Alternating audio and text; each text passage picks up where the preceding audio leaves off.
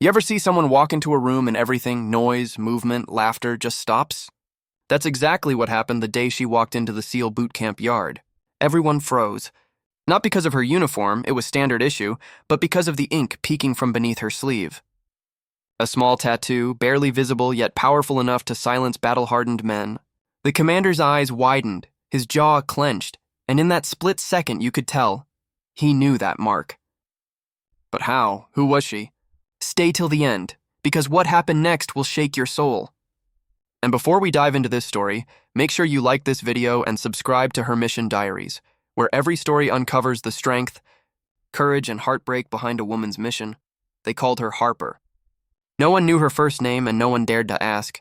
She arrived on base quiet, head held high, steps measured, as if she'd already marched through storms others hadn't even imagined. The recruits snickered behind her back. A woman in Navy SEAL training? They called her tourist, media stunt, sweetheart. She didn't flinch. Every drill, every punishment, every mud crawl, she gave it all, silently, fiercely. But that morning changed everything.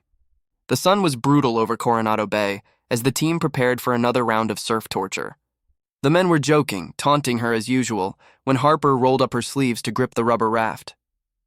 That's when everyone saw it, a small black-inked symbol on her right arm, a pair of wings encircled by a broken chain.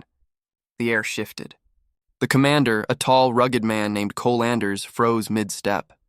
His voice faltered for the first time since boot camp began. That tattoo! It wasn't just a symbol.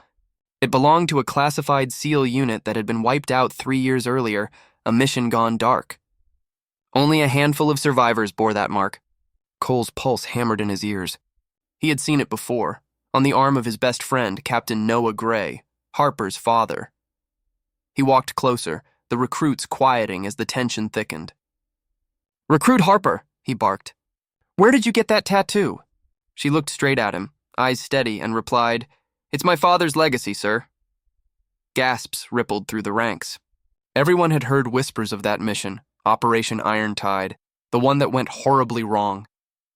Cole remembered the explosion, the fire, the day they never found Noah's body. And now here was his daughter, standing before him, enduring the same brutal path her father once led. Cole dismissed the squad early. But as Harper passed him, their eyes met again, and he saw something in her expression, pain buried deep, but a purpose burning beneath it. Later that night, when others rested, she was still training alone, fists bleeding on the sandbags, whispering something under her breath. Cole overheard her. "I'll finish what he started." He didn't know whether to admire her or stop her. Because if she was chasing the truth about her father's death, she was heading straight into a world of shadows even he couldn't protect her from. The following weeks were brutal. Harper pushed harder than anyone. When others collapsed, she stood. When others mocked, she smiled. Cole couldn't deny it. She was the toughest recruit he'd ever seen. But there was something more, a quiet sorrow that fueled her every move. Then came Hell Week, the breaking point for most. Sleep deprivation, freezing tides, endless drills. Harper was trembling, soaked, and barely standing, yet she refused to quit.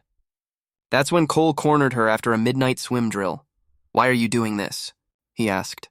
She hesitated, then took off her dog tags. 2 sets, one was hers. The other, old, rusted, etched with Noah Gray. "He was left behind, sir," she said.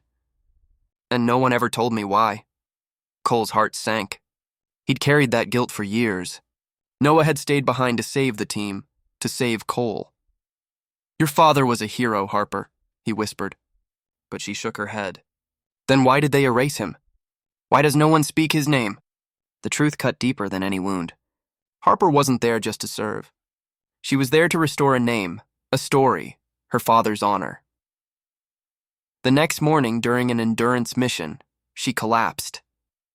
The medics rushed in, but Cole saw her eyes open for a second. "Did he make it home?"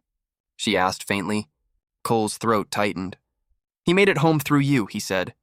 And as she regained her strength in the infirmary, the recruits, once cruel, lined up quietly at her door. They'd seen it too now, her courage, her fire, her reason. Weeks later, Harper graduated top of her class, the first woman to ever complete that SEAL program. As she stood on stage, Commander Cole handed her the insignia pin. but before the cameras flashed, he leaned in and whispered, "Your father would have been proud. You've carried his mission farther than any of us could." And for the first time since arriving, Harper smiled, not with pride, but with peace.